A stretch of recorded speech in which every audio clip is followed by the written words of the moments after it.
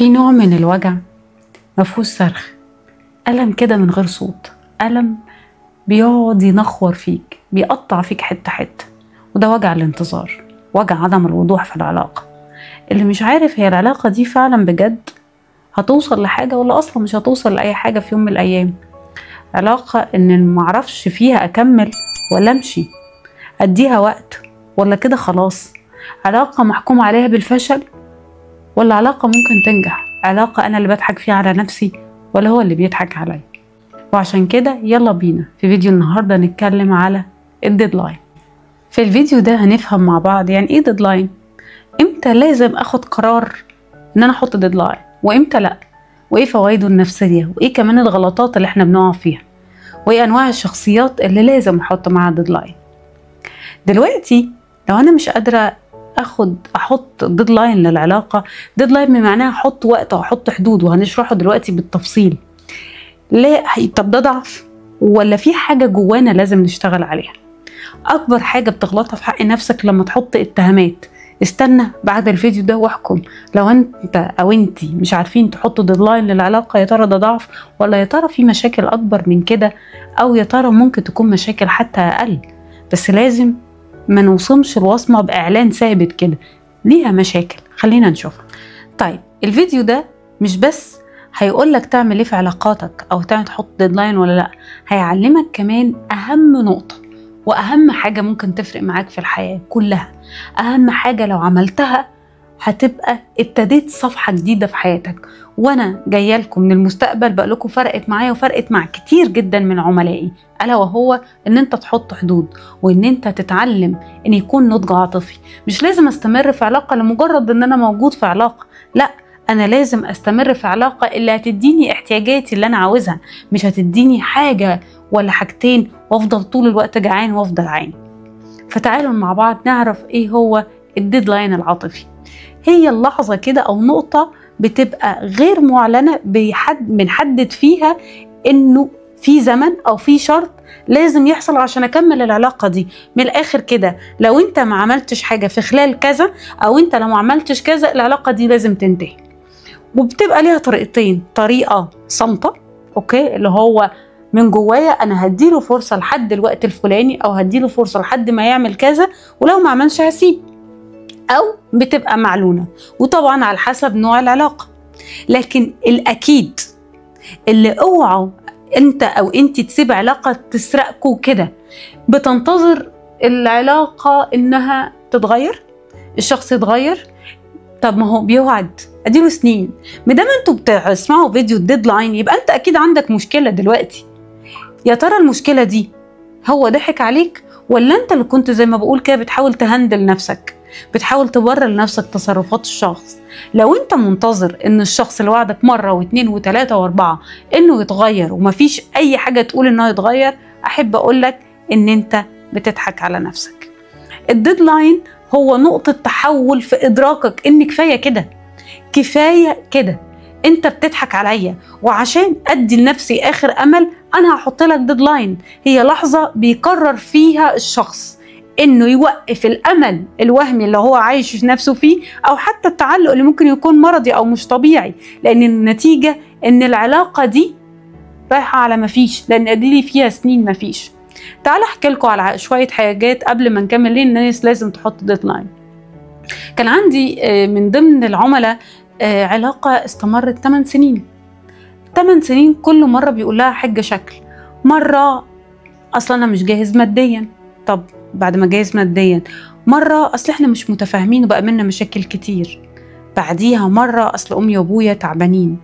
ومرة وفضل 8 سنين ما بياخدش أي أكشن، وهي صعبانة عليها اللي فات وهو معاها ما سابهاش، وكل مرة في حاجة منطقية، لكن في الآخر العلاقة دي موصلتش لحاجة. تعالى أقول لكم برضو عميل تاني. عميل كل شوية تقوله أصل بابا مش موافق، أصلا مش قادرة أسيب بابا لوحده، أصلا ماما متوفية وأنا مش عارف أعمل إيه، مش عارفة أعمل إيه، أصلا أنا شايلة حاجة البيت، بعد كده أصلا أنا محتاجة أحضر الدكتوراه، أصلا وأديله 4 سنين جنبها لا بياخد ولا حق ولا باطل، وهو بيماطل في العلاقة. هي بتماطل في العلاقة، وكانت النتيجة إن هي اتخطبت للدكتور بتاعها. كانت حاطاه ستيب. واحدة تانية برضو عشان تعرفوا انه في رجال، انا مش متحيزة للستات، فضلت هي اللي تقرب من شخص وهي اللي تعلقوا بيها وتقربوا منها، ولما جه يقول لها انا عاوزة ارتبط بيكي فجأة بقت عيانة، فجأة بقت عندها مشاكل كبيرة في الشغل، وكل مرة حجة شكل، وفي الاخر اقنعته ان بابا لازم يجوزني لابن خالتي لان هو بيثق فيه، ولو ما عملتش كده هو بيحبه جدا هيحصل له حاجة، وسابته. مش كل العلاقات نهايتها ان هو بيتساب زي ما انا ما قلت، بس العلاقات اللي كانت سنين من عمرك، هو ما خدش علاقه، ما خدش خطوه ليه لحد دلوقتي، مستني ايه؟ مستنيين اللي فات، خايفين تخسروه، ما انت هتخسر كل اللي جاي. عشان كده لازم تتعلموا تحطوا ديدلاين للعلاقات اللي ضيعت من عمرها 8 وفي 9 وفي 10 وفي 15. اقول لكم الاكتر والله في ال20 وما اتجوزوش، من قصة لقصة، الوهم وفي الآخر عمرهم ضاع على الفاضي لشخص مش عاوز يتحمل المسؤولية، وشخص دخل في دوامة التعلق المرضي. عشان أكيد الأمثلة اللي أنا بقولها أمثلة صعبة، لكن هو برضو ليه حد يعلقك 2 و3 و4 وتسيبه وتروح ترتبط بواحد تاني أو بواحدة تانية، تقعد 2 و3 و4 وتسيبه، وفي الآخر تلاقي العمر كبر والعمر جري وانت لوحدك. اسأل اي حد سنه كبر وما اتجوز، في الغالب هتلاقي على الاقل 70-80% منهم ان هم دخلوا في علاقات كانت بيخش فيها بال3 وال4 سنين، وفي الاخر بيسيبها ويخش في علاقه 3-4 سنين لحد ما لقى عمر جري. طيب كده احنا فهمنا شويه حاجات او شرحنا شويه امثله. تعالوا نعرف بقى للناس لازم تحط الديدلاين، لانهم تعبوا من لا وضوح. دايما لما تيجي تسأله أو تسألها إمتى هنتجوز أو إمتى هتاخد قرار، دايما تحس إنه بيهربوا من المواضيع، دايما بكرة، دايما إن شاء الله، دايما السنة الجاية، دايما دايما دايما. فهو بيبقى خلاص استنزف من لا وضوح، إن هو قول لي إيه السبب الحقيقي، كل مرة في سبب، فبيبقى خلاص تعبت. اللحظة اللي بقرر فيها إن أنا أحط لك ديدلاين وإن أنت تقولي يا إما تعمل كذا يا إما بعدها همشي، بتبقى اللحظة إن أنت تعبت فيها من لا وضوح. تاني حاجة إنه بيبقوا خلاص محتاجين يحافظوا على كرامتهم ووقتهم، ويا رب ده يحصل قبل ما يكون الكرامة والوقت ضاعوا منهم كتير قوي، وابقى متأذي نفسيا جدا، وساعات بلجأ إن أروح لعلاج نفسي. فبيبقى طبعا محتاجين يحافظوا على ده جدا، لأنهم عاوزين يحمي نفسهم من الأذى والاستنزاف. العلاقة عمالة تتأذى ويستنزفوا، ساعات ما يبقاش من الشخص اللي هم مرتبطين بيه، حتى المجتمع اللي حواليهم لما يلاقوا الناس اللي حواليهم اتجوزوا وخلفوا وعايشين حياتهم، هو لسه قاعد مصاحب، يبقى اللي كان مرتبط معاه اتجوز وخلف عيله طوله ولا عيله طولها، وهي لسه قاعده مستنيه البي او هو مستنيه الهانم يشوفوا حل او ياخدوا طريقه، كأن العالم كله واقف على دول. وطبعا في مشاكل كمان اكبر من كده زي الاهمال، الكذب، التلاعب، انه دايما بياخد يقول قرار ويرجع فيه ويقول قرار او ترجع وهكذا، يعني بيبقى خلاص قرف من الاخر. وطبعا في اللحظات دي بيبقى الامل المستمر بيبقى هبل ويبقى ملوش ملامح، ومن هنا بيبتدي الشخص ياخد قرار بالديدلاين.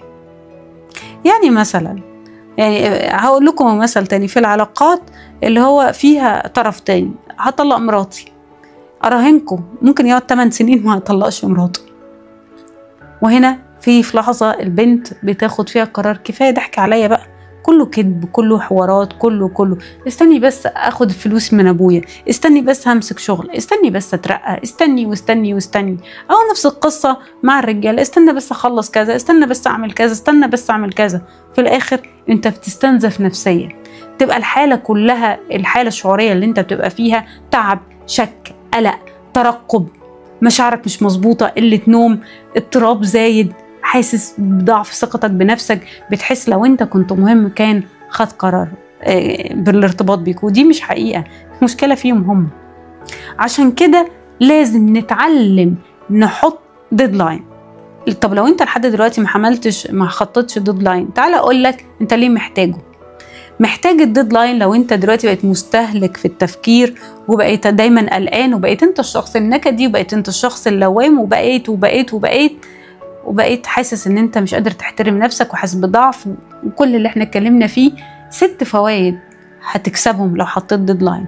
اول حاجة ان انت هتمنع دوامة التفكير القهري والقلق المستمر لما تحط قرار واضح قول ايا حاجه، قول هنكمل، قول لا، بس على الاقل التفكير انا بيحبني ما بيحبنيش، هيكمل ولا لا، في حد في حياته ولا لا، انا مكفي، شايفني قليل ولا لا. كلام كتير قوي نتيجته قلق، نتيجته استنزاف، والقلق ده لوحده ده احنا عاملين عليه ورشه قد كده، تمام، كلها نتيجتها مشاكل جسديه ومشاكل نفسيه ومشاكل في العمل. ممكن يكون كانت البدايه من هنا، كانت البدايه حد كان بيلعب بيك.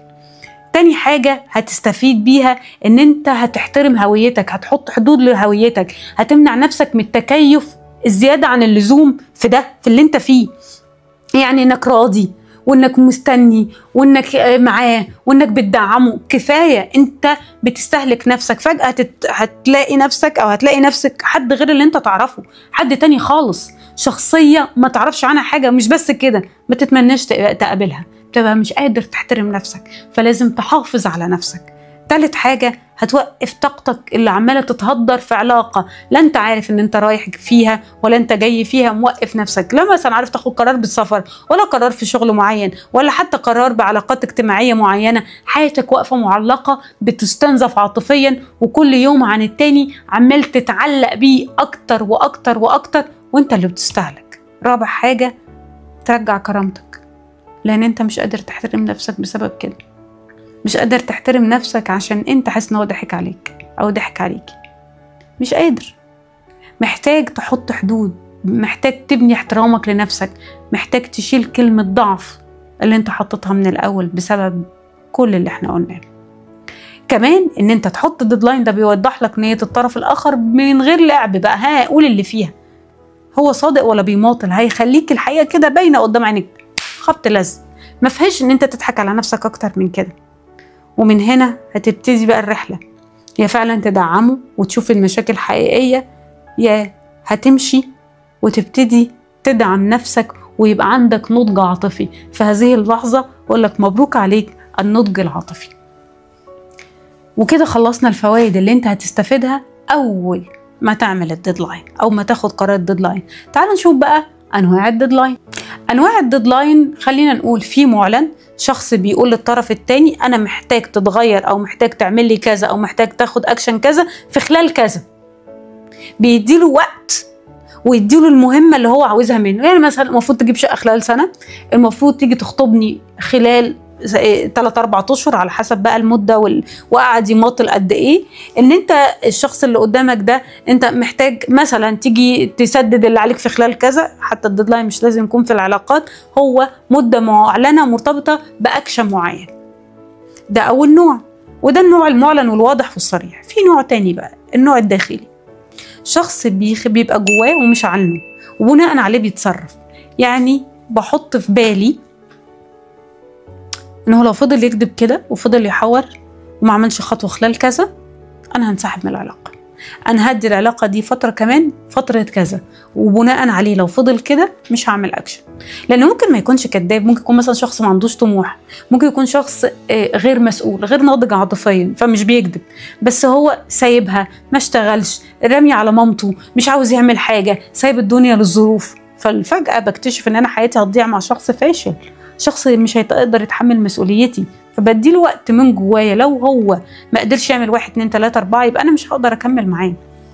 وفي بقى اللي ما فيهاش تاريخ محدد لكن مرتبط بموقف معين، مرتبط بتغيير معين، يعني ما بحطلهاش وقت لكن ان هو لازم يتغير. لو لازم يتغير او اشوف تغيير تدريجي في 1 2 3 4، زي ان هو مثلا يبتدي يحوش، زي ان هو مثلا يبتدي تعليم معين، ايا كان. انا كان وجه اعتراضي على ايه؟ مرتبط بوقت، ملوش دعوه بالاكشن. يوم كذا لازم يكون حاصل، او انا هسيب يوم كذا، مو هسيب يوم كذا بقى عشان اكون جاهز، عشان اكون مش موجود، عشان اكون مستعد، عشان اكون اشتغلت على نفسي. هو ميعاد. فدي انواع الديدلاين. انا بحاول اشرح لكم الموضوع من كل زوايا. طب تعالوا بقى الشخصيات المختلفة بتتعامل ازاي مع الديدلاين. دلوقتي لو انا ما في عندنا انواع من الشخصيات، زي الشخصيات او اضطرابات الشخصيات الاعتمادية او الحدية او النرجسية او الناضجة. الناضجة اصلا هو بيبقى حدد ديدلاين، عشان تبقوا عارفين. الشخص الناضج بيبقى عنده ديدلاين لو الشخص ده ما ادانيش 1 2 3 وخد اكشن في 1 2 3 وعمل 1 2 3 انا هسيبه وما بيخشش ده، فهو اصلا حدوده واضحه جدا وقويه جدا. انا اخترت نتكلم عن 3 من الانواع الشخصيات او اضطرابات الشخصيات اللي دايما فيهم ازمه في الديدلاين عشان تفهموا. لو النرجسي لازم ديدلاين صارم. لو انا مرتبط بحد نرجسي وانا عارف ان هو نرجسي مش بتاع اليوتيوب، يعني هو اتشخص طبيا اضطراب الشخصيه النرجسيه، لكن كمان ممكن كمان الشخص المؤذي المتلاعب. يعني لو هو اتشخص كده او الشخص المؤذي المتلاعب اعمل معاه ايه؟ اعمل معاه ايه؟ لازم اكون صارم جدا معاه، وان هو لو ما نفذش اللي هو بيقوله اسيبه فورا، لان هو هيتلاعب وهيديني حوارات وهيديني امل ويعيشني كل مره في قصه محبكه جدا. خصوصا لو مؤذي او متلاعب هيعرف ازاي يستغلك ويبتدي كل مره من نقطه الصفر. وعلى فكره الاشخاص اللي قعدت سنين طويله في الغالب ان هو كانوا مع شخص متلاعب او شخص نرجسي بنسبه كبيره جدا، لان هو بيعرف يعيشها في الوهم، بيعرف ان هو يديها قصه ويديها حاجه او تديله حاجه ما يقدرش يسيب بسببها. النوع الثاني الشخصيه الحديه او اضطراب الشخصيه الحديه دي لازم تظبط اندفاعها، ولان هي بتبقى بين الوجع وبين القرار، فانا هعمل وهعمل واعمل واعمل وخلاص وما تسيبنيش او ما تسيبنيش وانا هعمل 1 2 3 وانا وانا وانا وانا وانا. فهنا لازم نفهم انفعالاته كويس قوي. يوم ما بتحطوا له الديدلاين بيهدد، بينفعل، بيصور، كل ده ما استجيبش ليه ابدا. لازم اصمم على اللي انا عاوزه مع النوع ده من الاشخاص. تمام؟ طبعا ده لو اضطراب الشخصيه الحديه. ولو انا مش عارف، لو هو شخص طول الوقت لما انا اجي اسيبه يهددني او يمسك فيا بطريقه مش طبيعيه او تحس ان هو مش طبيعي او هعملك اللي انت عاوزاه، لازم اكون واضح جدا، او ان هو خلاص خلاص خلاص خلاص انا هعمل اللي انت عاوزه بانفعال ويوعد كتير كتير كتير كتير، بس فيها انفعال مش زي النرجسي بيبقى ثابت كده شويه. فانا لازم برضو اكون واضح وصريح في الديدلاين بتاعي، وما استجبش لانفعالاته او تهديداته او حتى محاولاته. يعني مثلا عادي جدا يهدد بالانتحار، عادي جدا يحاول ينتحر، عادي ان هو يعمل مشاكل، عادي ان يهددك باي حاجه عشان ما تسيبهوش او تهددك ان انت ما تسيبهوش، عادي يبين ان هو قلبه هيقف ويروح المستشفى. لازم تكون واضح وصريح ومصمم مع النوع ده من الشخصيات عشان تقدر توصل للي انت عاوزه، يا تسيب يا تكمل. طيب النوع الثالث لازم ان هو اللي هو الشخصيه الاعتماديه اللي بتخاف من الفقد، فدي بتبقى بترفض ان هي تسيب خالص، بتوعد طب حاضر طب هعمل طب كذا. والنوع ده عشان هو شخصيه اعتماديه ممكن ما ينفذش اللي هو قاله، لكن هو بيبقى في اللحظه دي صادق ان هو عاوز يعمل 1 2 3 4.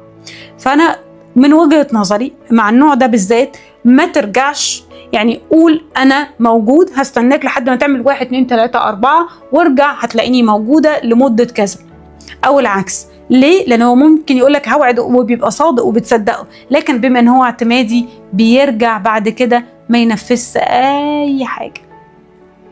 طيب اعمل ايه او ازاي اعمل ديدلاين وانا مش قادر؟ تعالوا نقول برضو اول حاجه هنكتب الديدلاين حتى لو ما اعلنتش عنها. انا محتاج كذا يتنفذ خلال مده كذا، واكتب الجمله دي قدامي واحدد الوقت، شهر 2 3 6 شهور ايا كان، انت اللي ادرى بعلاقتك. وبعد كده هبتدي اقول لنفسي انا لازم اقول له او اقول لها، لان هي محتاجه تعرف ده، محتاجه تعرف ان انا جبت اخري، محتاجه تعرف اني لازم يكون في نهايه، محتاجه تعرف ان انا ما بقتش بقبل الفتات او انا قاعد على وهم، ولا تفهم او هو او هي ان انا متقبل اي حاجه لمجرد وجود الملك او الملكه في حياتي. انا ما بقتش الشخص ده. عشان كده بنقول العلاقه بيبقى فيها نضج. انا لازم افهمه ان انا محتاج خطوات حقيقيه، فابتدي كل يوم اكتب الجمله دي ومرن نفسي ان انا بقولها. طب انا خايفه اقولها، خايف يسيبني، يبقى روح عالج التعلق وبعد كده ارجع قول الجمله دي. تمام؟ لان انت محتاجها بدل ما حياتك تروح بلا جدوى زي ما بيقولوا. طيب نقول شويه حاجات تانية. لو انا لسه مش قادر، خلاص انا عارف وانا عندي مشكله وانا مش قادر اخد الديدلاين، مش قادر، جيت وقت الجد مش عارف. هسأل نفسي ليه مش قادر؟ خايف من ايه؟ من الوحدة؟ طب ما انت وحيد. من الرفض؟ طب ما كل التصرفات دي محسساك بالرفض. من الذنب؟ احساس انهي ذنب؟ ذنب ليه هو؟ شخص مش عاوز يكمل عشان فاشل، مش عاوز يعمل عشانه حاجة، او شخص كذاب، او شخص بيتلاعب، او شخص كله حوارات. انهي ذنب؟ الذنب الوحيد اللي انت تحسه هو ذنبك اتجاه نفسك. هنكتب كل يوم المشاعر، كل يوم المشاعر دي، وتسأل نفسك نفس السؤال: خايف من ايه؟ من الوحدة، من الرفض، من الذنب؟ وتجاوب نفس الإجابة، وهتبتدي تكتشف أكتر حاجة وجعاك، وهنا تبتدي تدعم نفسك: لأ، أنا لا أحس بالرفض لأن هو أصلا مش رافضني، هو اللي عنده مشاكل. لا أحس بالذنب ولا أحس بالوحدة، لأن لما يمشي بنسبة كبيرة جدا هيبقى عندي صحاب أكتر، هقدر أجيب علاقة تقيمني وتدعمني أكتر، تقيمني صح، تديني مقامي، تديني احتياجاتي. تمام؟ عشان كده أنا لازم أعمل ديدلاين وأقول لنفسي طول الوقت ده. تمام؟ الديدلاين مش تهديد. الديدلاين هو علامة إنك بقيت ناضج عاطفيا، العلامة اللي هتخليك إن أنت شخص قوي جدا في علاقاتك وبقيت متزن، ما بقيتش غير ناضج عاطفيا. مش أهم حاجة تبقى اللعبة موجودة وأخسر فيها كل حاجة. المراجع اللي احنا اشتغلنا عليها هتلاقوها موجودة في بايو تحت الفيديو. وكمان عاوزة أقول لكم حاجة، آخر حاجة هقولها لكم في الديدلاين، إن في ناس ساعات تستخدم الديدلاين كنوع من أنواع الضغط، ودي أحقر أنواع الضغط. لو أنا هسيبك، أنت لو ما عملتش كذا أنا همشي، لو ما عملتش كذا أنا همشي. طب إزاي أفرق بين النوع ده وبين النوع ده؟ إن الشخص شم ضعفك وبقى بيستغلك، وبقى بيحاول يسيطر عليك، وبقى بيستخدم فكرة إن أنت تنفصل عنه بوسيلة الضغط. فده مش ديدلاين، ده وسيلة للسيطرة. ديدلاين هو اللي احنا اتكلمنا عنه. الفيديو ده شيروه لكل الناس المتأذية في العلاقات، لكل الناس اللي ماسكة في حبال الهوى الدايبة زي ما بيقولوا. وافتكر دايما العيب ما كانش في الحب، زي ما قالت أم كلثوم: العيب فيكم يا في حبايبكم، أما الحب يروح عليه.